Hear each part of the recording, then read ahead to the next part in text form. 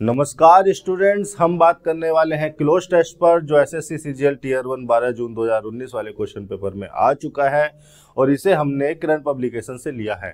हम किरण पब्लिकेशन का 2024 addition follow कर रहे हैं जो कि अभी तक का लेटेस्ट एडिशन है। इसमें 2018 से दिसंबर 2023 तक के क्वेश्चंस मौजूद हैं। इस पर लिखा हुआ है 16,950 प्लस। तो हमारे क्वेश्चंस का जो सीक्वेंस है वो इस एडिशन के हिसाब से है। अगर आपके पास दूसरे एडिशन है तो इस सीक्वेंस कुछ और भी हो सकता है। तो आप इस एग्ज़ाम के नाम और डेट के हिसाब से इन क्वेश्चंस को अपने वाले एडिशन में अपनी वाली किताब में ढूंढ लें। इसके अलावा हम जो भी यहाँ पर डिस्कस करते हैं उसको पीडीएफ की फॉर्म में टेलीग्राम चैनल पर डाल देते हैं। टेलीग्राम चैनल का लिंक हमारे यूट्यूब चैनल के फ्रंट पेज पर है, तो वहाँ से भी आप इन क्वेश्चंस को, इस क्लोज टेस्ट को पीडीएफ की फॉर्म में डाउनलोड कर सकते हैं। जैसे कि आप थंबनेल पर देख रहे हैं, कभी नहीं होगा गलत। देखिए, गलती की गुंजाइश तब होती है जब आप इग्नोर करने लगते हैं। आपके सामने कोई वर्ड आया, आपने उसको इग्नोर कर दिया, आपने उसके मीनिंग को जाना नहीं, आपने उसके फंक्शंस को समझा नहीं, ये देखा नहीं कि उसको किस स्ट्रक्चर में इस्तेमाल किया जाना चाहिए। तो यहाँ तो हो सकता है आपका काम चल जाए, लेकिन आपने जो उसको इग्नोर कर दिया, उस इग्नोरेंस की वजह से आपके दिमाग में जो उससे रिलेटेड लैक ऑफ अंडरस्टैंडिंग है वो आपको परेशान करेगी, वो आपकी गलती करवाएगी। वो वर्ड या वो सिचुएशन या वो कॉन्सेप्ट फिर कहीं किसी दूसरे क्लोज टेस्ट में, सेंटेंस इंप्रूवमेंट में या कॉमन एरर में अगर आपसे पूछा जाएगा तो आपने चूंकि वो इग्नोर कर दिया था तो अब आप उसे कर नहीं पाएंगे, आप उसे गलत करेंगे। गलतियों की गुंजाइश तभी होती है जब हमारे सामने आई हुई चीज़ों को, हमारे सामने आए हुए वर्ड्स को, कॉन्सेप्ट्स को, उनके फंक्शन, मीनिंग को, उनकी स्ट्रक्चर को हम इग्नोर करने लगते हैं। जैसे क्लोज टेस्ट के संदर्भ में मैं आपको बताता हूं कि क्लोज टेस्ट को 100% एक्यूरेसी के साथ करने के लिए आपकी रीडिंग स्किल्स या कॉम्प्रिहेंशन स्किल्स अच्छी होनी चाहिए। आपको रीडिंग की प्रैक्टिस होनी चाहिए। आप रीडिंग स्टार्ट कर दीजिए। जो बच्चे रीडिंग करते हैं, पढ़ते हैं, समझते हैं, वो अच्छी बात है। जिन्होंने भी स्टार्ट नहीं की है वो स्टार्ट कर दें। आप एनसीईआरटी की प्रीवियस ईयर कह रहा हूँ, एनसीईआरटी की आप किताबें उठा लें 6 से 10 क्लास तक की और आप उनको पढ़ना शुरू करें। इससे आपको जीके में भी हेल्प मिलेगी और रीडिंग और कॉम्प्रिहेंशन स्किल्स भी आपकी इम्प्रूव होंगी। इन रीडिंग और कॉम्प्रिहेंशन स्किल्स के अलावा वो क्या अप्रोच होनी चाहिए क्लोज टेस्ट को करने के लिए, वो जैसे ही मैं क्लोज टेस्ट कर रहा हूँ वैसे ही आप मुझे ज़रा ध्यान से देखिए, मैं आपको बताता हुआ चलता हूँ। देखिए, ये आपको एक क्लोज टेस्ट दिया है। अब इस क्लोज टेस्ट में आपको ब्लैंक फिल करने हैं और ये ब्लैंक फिल करने हैं आपको ग्रामर की समझ पर, वोकैबुलरी की समझ पर और जो ऑब्जेक्टिव मीनिंग आप समझ पा रहे हैं किसी स्टेटमेंट को पढ़कर, किसी कॉम्प्रिहेंशन को पढ़कर, इस पैराग्राफ को पढ़कर, उस कंटेक्स्ट को समझ के जो ऑब्जेक्टिव मीनिंग आप समझ पा रहे हैं कि क्या मतलब है इसका, उस ऑब्जेक्टिव मीनिंग के आधार पर आपको ये क्लोज टेस्ट करना होता है। ये ब्लैंक आपको फिल करने होते हैं। तो कई बार ऑप्शन इतने डिस्क्रीट दिए जाते हैं, इतने डिस्टिंक्ट दिए जाते हैं, डिफरेंट दिए जाते हैं कि चुनना आसान होता है, लेकिन कई बार ऑप्शंस में सिमिलर मीनिंग के वर्ड्स रख दिए जाते हैं। तो वहाँ पर आपको ज़रूरत पड़ती है उन वर्ड्स के कंटेक्स्ट की कि कौन सा वर्ड किस कंटेक्स्ट में यूज़ होता है, कहाँ उसका क्या मीनिंग निकल के आता है, किस तरह की स्ट्रक्चर हम उसके साथ यूज़ करते हैं। इन सारे कॉन्सेप्ट्स को क्युमुलेटिव वे में अगर आप सीख रहे हैं, समझ रहे हैं, तो कभी क्लोज टेस्ट आपका गलत नहीं होगा और बहुत जल्दी से आप क्लोज टेस्ट कर लेंगे। पढ़ते जाएंगे और करते जाएंगे, 1-2 मिनट में इसको करके आगे बढ़ जाएंगे। देखिए क्या लिखा हुआ है, English is not a language that in India. अब देखिए, डैट को यहाँ पर लगाया गया है कंजंक्शन की तरह। डैट अगर आपका कंजंक्शन हो गया और इन इंडिया, ये हो गई प्रीपोजिशन फ्रेज और ऑप्शन में दिया हुआ है 4 आपको वर्ब। अगर वर्ब यहाँ पर दिया हुआ है तो ये जो कंजंक्शन होगा ये आपका रिलेटिव प्रोनाउन हो रहा होगा और रिलेटिव प्रोनाउन यूज हुआ होगा अपने एंटीसीडेंट के लिए, लैंग्वेज के लिए। ठीक है, तो यहाँ पर जो भी वर्ब यूज होनी है वो इस तरह से यूज होनी है। यहाँ पर जो भी प्रेडिकेट आपको लिखना है, जो भी वर्ब आपको यहाँ पर लिखनी है वो इस तरह से लिखनी है कि ये जो स्टेटमेंट लिखा हुआ है इससे रिलेट करे और इस लैंग्वेज वर्ड से रिलेट करे। इस लैंग्वेज वर्ड के लिए ही हम यहाँ पर प्रेडिकेट लिख रहे हैं। या यूँ समझ लीजिए, लैंग्वेज खुद एक कॉम्प्लीमेंट है इंग्लिश का।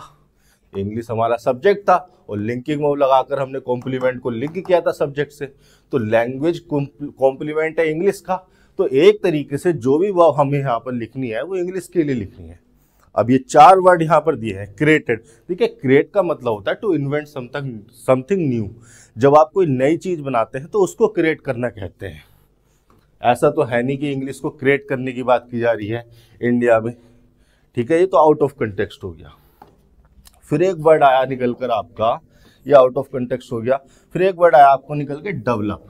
अब ऐसा नहीं है, देखिए डेवलप कोई भी लैंग्वेज किसी भी सोसाइटी में हो सकती है, जिस सोसाइटी में बोली जाती है वो सोसाइटी उसको डेवलप करती है।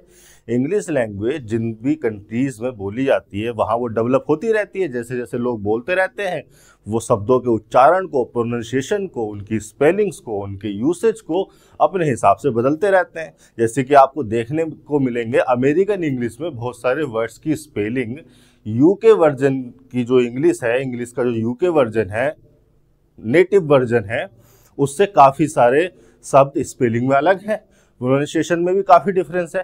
तो कोई भी लैंग्वेज जिस भी सोसाइटी में बोली जाती है, चाहे वो इंडिया में बोली जाए, चाहे वो अमेरिका में, चाहे वो यूके में, चाहे वो फ्रांस में, वो सोसाइटी उसको डेवलप करती रहती है। तो ऐसा तो है नहीं कि English is not a language that developed in India. Develop तो हुई है इंडिया में, इंडिया ने उसको अपने हिसाब से डेवलप किया है अपने यूसेज के लिए। तो ये मीनिंग यहाँ पर कंटेक्स्ट में सही नहीं है। फिर एक वर्ड आता है डिराइव। देखिए डिराइव का मतलब होता है टू गेट और obtain something from a source. किसी सोर्स से किसी चीज को, समथिंग को गेट कर लेना, ऑब्टेन कर लेना। ऑब्टेन का मतलब to get by making efforts लगाकर किसी चीज को गेट कर लेना। जैसे कि हम पनीर निकाल लेते हैं दूध से, तो पनीर को हम क्या कर लेते हैं, ड्राइव कर लेते हैं मिल्क से। जैसे हम फैट, मक्खन, बटर वगैरह निकाल लेते हैं दूध से, तो इसको कहते हैं डिराइव करना, कि किसी चीज को किसी दूसरे सोर्स से ड्राइव किया गया। तो ऐसा तो है नहीं कि यहाँ पर हम इस कंटेक्स्ट को यूज कर रहे हैं कि इंग्लिश एक ऐसी लैंग्वेज है जिसको किसी दूसरी लैंग्वेज से डिराइव किया गया। ये कंटेक्स्ट यहाँ पर नहीं है। डिराइव यहाँ पर आ सकता था, सही हो सकता था, लेकिन कंटेक्स्ट वैसा नहीं है। जिस मीनिंग को हम कन्वे करना चाह रहे हैं उस मीनिंग को, उस ऑब्जेक्टिव मीनिंग को हमारा सेटिस्फाई करेगा ओरिजिनेटेड वर्ड। ओरिजिनेट का मतलब है गया to come from a place. Originate का मतलब हो गया to come from a place. और ये प्लेस भी क्या हो, इसका ओरिजिन हो। ओरिजिन मतलब सोर्स पॉइंट। देखिए ओरिजिन से ही बना है ओरिजिनेट। ओरिजिन एक नाउन है और इस नाउन ओरिजिन का मतलब है सोर्स पॉइंट और source place of something.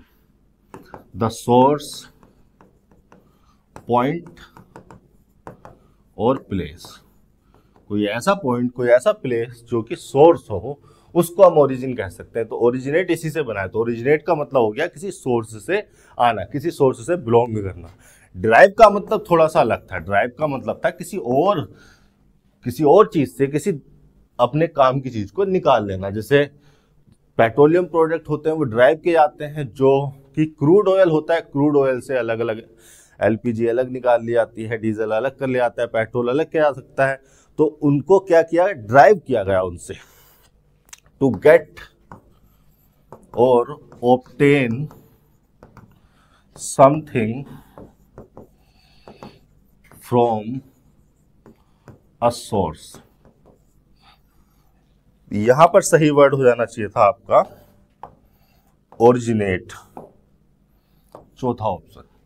English is not a language that originated in India, but लगाया गया है कॉन्ट्रास्ट को दिखाने के लिए, यानी कि पहले लिखी हुई इंफॉर्मेशन से कुछ ना कुछ कॉन्ट्रास्ट यानी कि अपोजिट लिखने वाला है अब वो। But it is used extensively in country. अब देखिए यहाँ पर आर्टिकल लगा हुआ है, यानी कि ये नाउन है हमारा, और नाउन से पहले हमें लिखना था एक आर्टिकल। नाउन से पहले आर्टिकल आ सकते हैं, सारे के सारे आर्टिकल डिटर्मिनर ही होते हैं। तो नाउन को डिटरमाइन करने के लिए हम एक डिटर्मिनर को लगा सकते हैं। हमने यहाँ पर आर्टिकल दिया है। वन को तो वैसे ही हटा दो जब ए और एन दे रखे हैं। तो क्या यहाँ पर आ कंट्री आएगा, एन का भी स्कोप नहीं है क्योंकि वोवल साउंड नहीं है। अब आपको कंफ्यूजन जो क्रिएट होगा वो होगा ए और दा में, इन दो आर्टिकल में से कौन सा वाला आर्टिकल लगाएं। देखो अगर आप ध्यान से देखेंगे, कंटेक्स्ट को आप समझ पा रहे हैं, तो कंट्री नाउन को यूज किया गया है इंडिया के लिए, और इंडिया का जिक्र पहले वाले स्टेटमेंट में आ चुका है। तो जिससे भी आप ये बात बोल रहे हैं वो जो भी लिसनर है उसको पता है कि कंट्री आपने किस नाउन के लिए, किस दूसरे नाउन के लिए यूज किया है। इसका मतलब कंट्री हो गया आपका डेफिनिट। स्पेसिफिक, कोई भी चीज डेफिनिट हो जाती है, स्पेसिफिक हो जाती है अगर उसको, उसके बारे में लिसनर को पता हो पहले से। स्पीकर को तो हमेशा पता ही होता है कि वो किस वाली कंट्री की बात कर रहे हैं, लेकिन अगर लिसनर को भी पता है तो वो द आर्टिकल लगाएगा। यानी कि कंट्री के द्वारा हम जब इंडिया को रिफर कर रहे हैं और इंडिया का जिक्र पहले हो चुका है तो कंट्री हो गया। अब स्पेसिफिक, स्पेसिफिक हो गया तो यहां पर लगाना चाहिए हमें द आर्टिकल। ये हो गया आपका 127। आगे चल लेते हैं, क्या लिखा है। India comes second on the list of countries most English speakers. Most English speakers जो है, एक नाउन फ्रेज लगी है।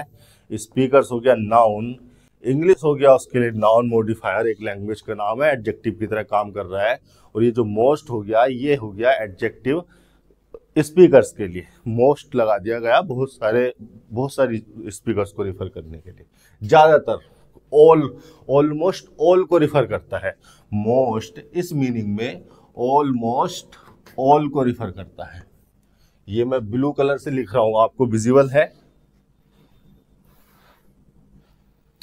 अब देखो यहां पर जो भी लगाया जाना है, यहां पर 128वें ऑप्शन में जो भी लगाया जाना है वो एक प्रीपोजिशन होनी है। ऑप्शन में भी आपको प्रीपोजिशन ही दी है क्योंकि उसके बाद लिखा हुआ है उस प्रीपोजिशन का ऑब्जेक्ट। अब प्रीपोजिशन जो होती है, जब हम प्रीपोजिशन को यूज करते हैं किसी भी स्ट्रक्चर में तो हम देखते हैं कि हम क्या जोड़ रहे हैं और किससे जोड़ रहे हैं।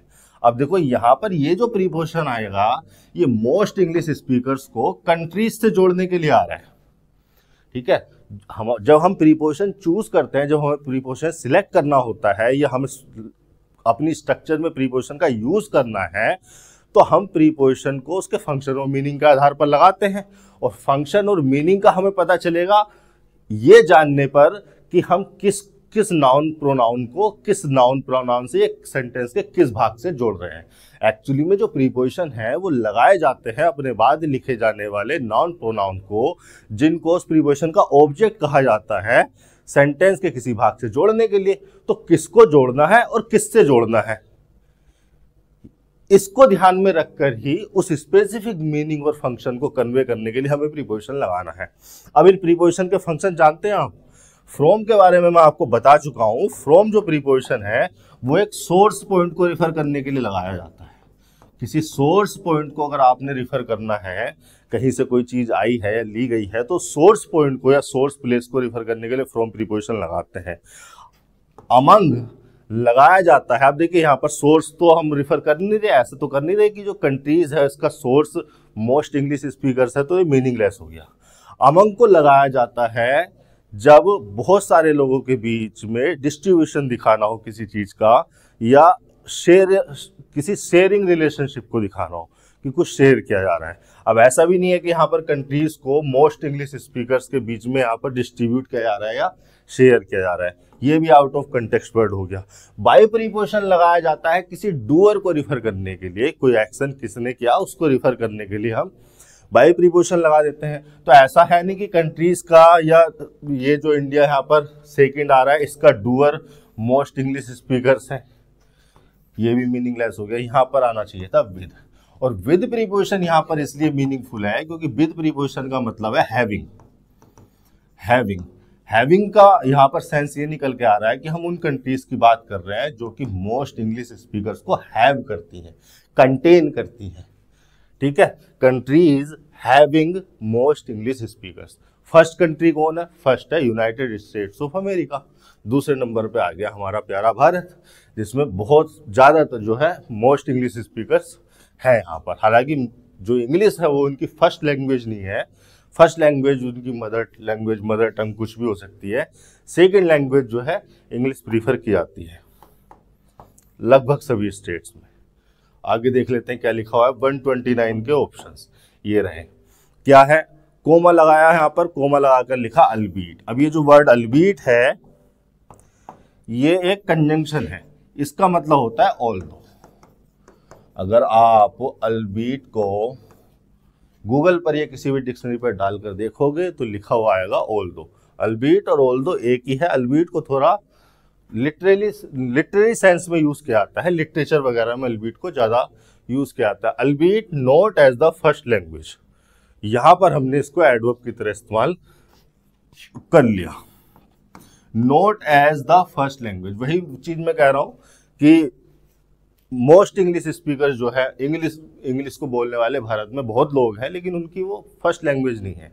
आगे देख लेते हैं क्या लिखा हुआ है। English is more than any single Indian language. More यहां पर लगा हुआ है एक एडजेक्टिव, यहां पर लिखा जाना है, सॉरी देखिए जो मोर वर्ड है एडजेक्टिव भी हो सकता है, एडवर्ब भी हो सकता है अपने फंक्शन के आधार पर। ऑप्शन को देखोगे तो यहां पर कोई एडजेक्टिव लिखा हुआ है, इज लिंकिंग वर्ड लगाई गई थी, और लिंकिंग वर्ड अगर लगाई गई है तो उसके बाद उसका कॉम्प्लीमेंट आना है, कॉम्प्लीमेंट को एडजेक्टिव की फॉर्म में आप लिख सकते हैं, और उस एडजेक्टिव को मॉडिफाई करने के लिए अगर मोर आएगा तो मोर हो जाएगा एडवर्ब के फंक्शन में। इतनी बात तो हो गई। अब देखिए प्रीवैलेंट लिखा है, फ्रीक्वेंटेड लिखा है, कॉम्प्रिहेंसिव लिखा है, एक्सटेंडेड लिखा है। अब इन चारों शब्दों के मीनिंग के आधार पर यहां पर चुना जाना है, क्योंकि चारों वर्ड ही एडजेक्टिव की फॉर्म में है, एडजेक्टिव के फंक्शन में आ सकते हैं, एडजेक्टिव की पार्ट ऑफ स्पीच में लिखे हैं। प्रीवैलेंट का क्या मतलब होता है? प्रीवैलेंट का मतलब होता है most common.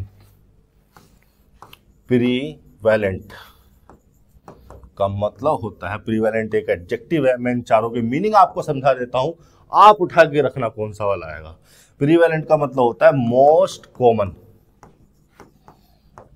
In a particular place. Particular का मतलब specific place, at a particular time, किसी स्पेसिफिक टाइम पर, किसी स्पेसिफिक मोमेंट पर, किसी पर्टिकुलर टाइम पर, किसी पर्टिकुलर स्पेसिफिक जगह में बहुत ज्यादा कॉमन होना, मोस्ट कॉमन होना प्रीवैलेंट होना होता है, एट ए पर्टिकुलर प्लेस। अगर कोई चीज, कोई बिहेवियर, कोई लैंग्वेज, कोई कल्चर, कोई फैशन, ठीक है, कोई भी चीज अगर किसी पर्टिकुलर टाइम में, किसी पर्टिकुलर जो है जगह पर, प्लेस पर बहुत ज्यादा कॉमन है, सबसे ज्यादा कॉमन है, तो उसको कहेंगे प्रीवैलेंट कहेंगे। फिर देखिए दूसरा वर्ड लगाया गया है फ्रीक्वेंटेड। फ्रीक्वेंटेड का बारे में मैं बता दूं, फ्रीक्वेंटेड जो है फ्रीक्वेंट का थर्ड फॉर्म लगा हुआ है। अब ये जो फ्रीक्वेंट वर्ड है ये खुद एक एडजेक्टिव है। जब ये एडजेक्टिव है तो इसका मीनिंग होता है हैपनिंग मैनी टाइम्स। कोई चीज बार बार होगी, ऑफन होगी, हैपनिंग मैनी टाइम्स, और ऑफन कोई चीज बार बार होगी तो आप उसको क्या कह सकते हैं? फ्रीक्वेंट एक्टिविटी है, ठीक है। लेकिन फ्रीक्वेंट जो है वर्ब भी हो जाता है। जब इसका वर्ब होता है तो इसका मीनिंग थोड़ा सा अलग है, और इसका मीनिंग है टू बी इन और visit a place many times और ऑफन। बहुत बार किसी स्थान को देखना या उस स्थान पर हो आना, घूम आना, फ्रीक्वेंट करना होता है।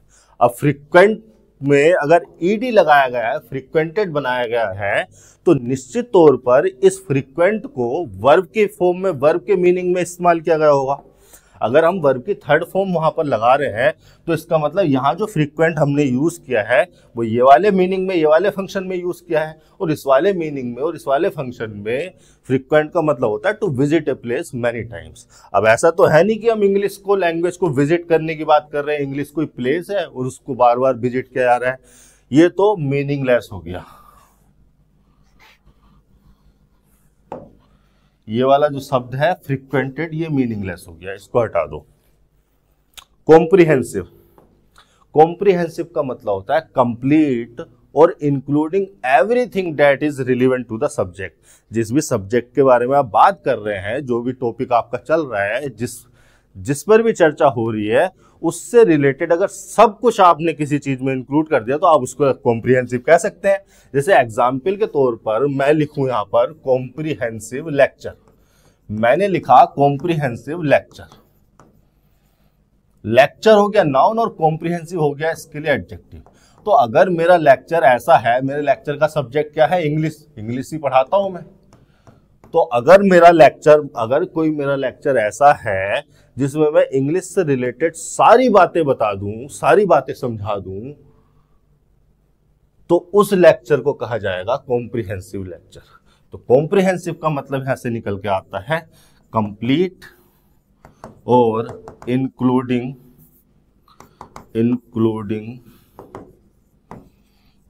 everything that is relevant to the subject। अभी देखो, आप ना शॉर्टकट्स के लिए, चीज़ों को जल्दी जल्दी निपटाने के लिए परेशान रहते हैं। समझ से बड़ी कोई चीज़ नहीं है। अगर आप चीज़ों को समझ गए तो इससे बड़ा कुछ नहीं है। आप 100 चीज़ें मैं आपको समझाऊंगा और उन 100 चीज़ों को समझने की वजह से जो आपकी समझ डेवलप होंगी, उस समझ डेवलप होने की वजह से हजारों चीज़ें आप खुद सीख जाएंगे।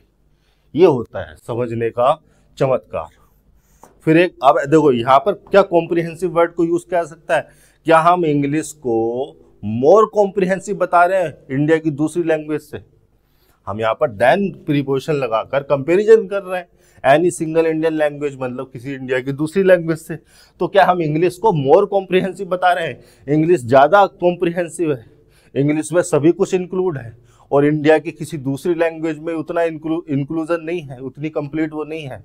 ये भी कंटेक्स्ट में नहीं है। ये इन्फॉर्मेशन अगर हम आप देना चाहें यहाँ पर, तो ये इन्फॉर्मेशन इस कंटेक्स्ट के हिसाब से सही नहीं है। तो कॉम्प्रिहेंसिव भी यहाँ पर नहीं आना चाहिए।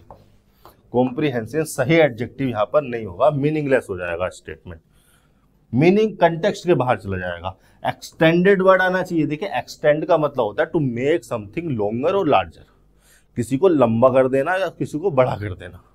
तो क्या इंग्लिश को यहाँ पर बड़ा किया गया है? बाकी भारत की किसी दूसरी लैंग्वेज को उतना एक्सटेंड नहीं किया गया, उतना लार्जर नहीं बनाया गया। ये भी आउट ऑफ कंटेक्स्ट बात हो जाएगी। एक्चुअली में यहाँ पर वर्ड आना चाहिए था प्रीवेलेंट।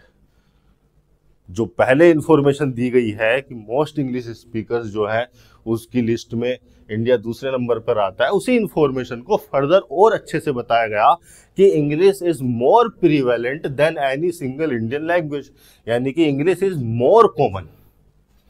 तो यहां पर सही वर्ड हो जाना चाहिए था prevalent.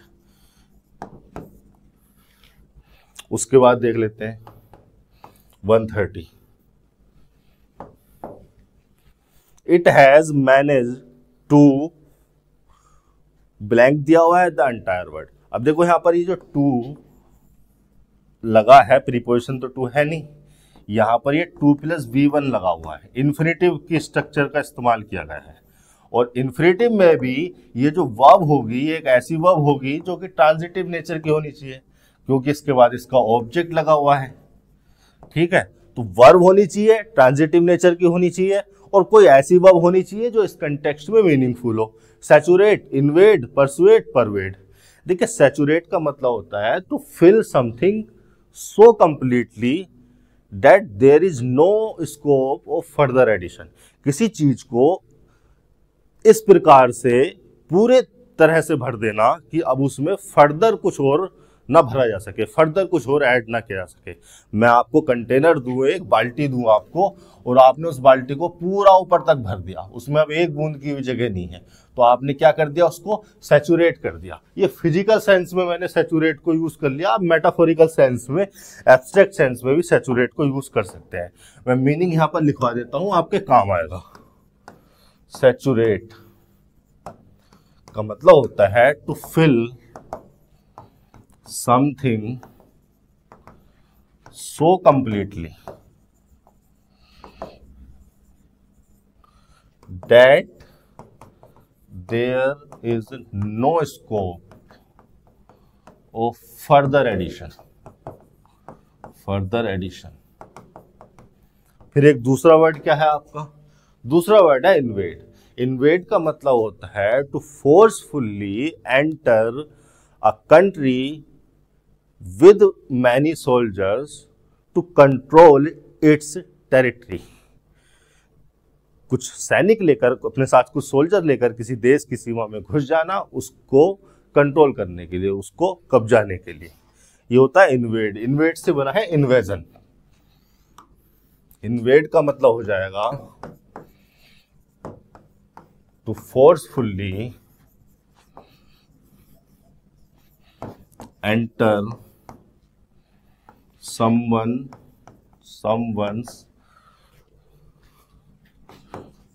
country or territory with army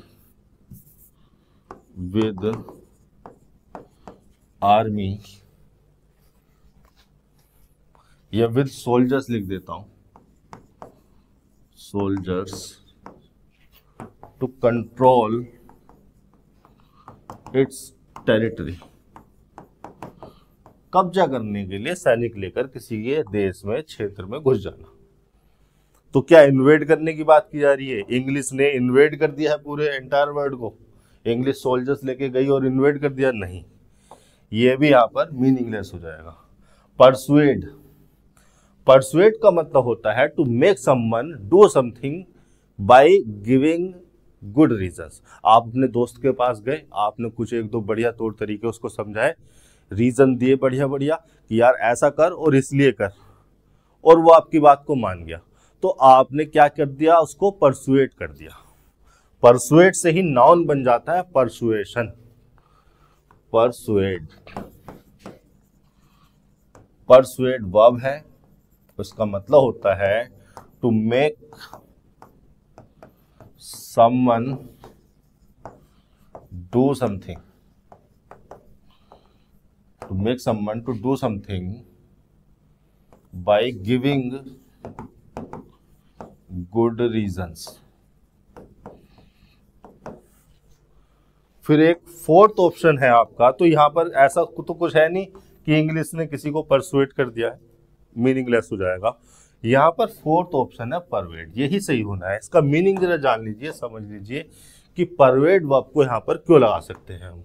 simple है, परवेड का मतलब होता है to be in every part of something, to be in every part of something. ठीक है, तो इंग्लिश क्या है? एंटायर वर्ड को परवेट करती है, यानी कि वो एंटायर वर्ड में जो है किसी ना किसी तरीके से एग्जिस्ट करती है। जो एंटायर वर्ड है उसके एवरी प्लेस में वो किसी ना किसी तरीके से एग्जिस्ट करती है। इस तरह से जो है आपको क्लोज टेस्ट करना है। एक एक वर्ड के मीनिंग को जानिए, उसके फंक्शन को जानिए, देखिए कि वो किसी स्ट्रक्चर में आ सकता है।